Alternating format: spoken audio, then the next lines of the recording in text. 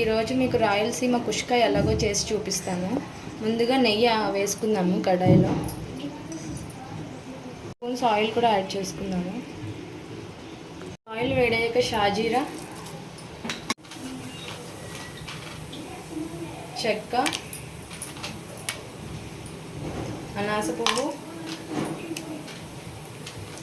మరాఠీ మొగ్గ, జాపత్రి, లవంగాలు,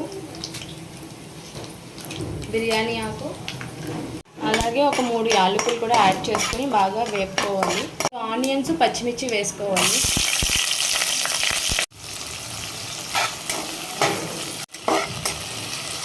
ఆనియన్స్ని బాగా వేయించుకోవాలి. ఇలా వేయించుకున్న ఆనియన్స్లో నేను మసాలా పేస్ట్ వేసుకుంటున్నాను.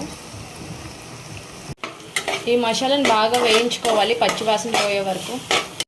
ఈ మసాలా ఇంగ్రీడియంట్స్ స్క్రీన్ మీద డిస్ప్లే అవుతాయి.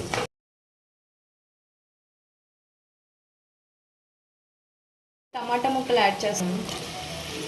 యాడ్ చేసుకోవాలి. టమాటాలు మగ్గేందుకు ఉప్పు యాడ్ చేసుకుంటున్నాను.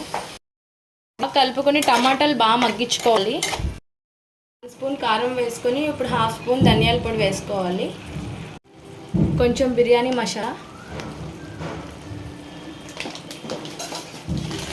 వేసుకొని బాగా కలుపుకోవాలి. ఇప్పుడు దీంట్లో పుదీనా యాడ్ చేసుకుందాము.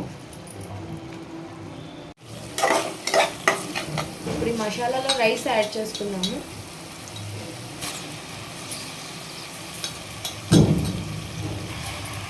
ఈ విధంగా మసాలా అంతా రైస్కి పట్టేలాగా కలుపుకోవాలి. ఇప్పుడు నేను 2 గ్లాసులు రైస్ తీసుకున్నాను. దానికి 4 గ్లాసులు వాటర్ వేస్తున్నాను. ఇప్పుడు ఇందులో చిన్న గ్లాస్ పాలు యాడ్ చేసుకుంటున్నాను. ఈ పాలు యాడ్ చేసుకోవడం వల్ల మంచి టేస్ట్ వస్తుంది కుష్కాకి. ఇప్పుడు టేస్ట్కి సరిపడా ఉప్పు వేసుకొని కలుపుకొని మూత పెట్టుకోవాలి. ఫైనల్గా ఎంతో టేస్టీగా ఉండే కుష్కా రెడీ అయిపోయిందండి. ఎంతో టేస్టీగా ఉండే రాయలసీమ కుష్కా రెడీ అయిపోయింది. మీరు కూడా ట్రై చేసి చూడండి, చాలా టేస్టీగా ఉంటుంది.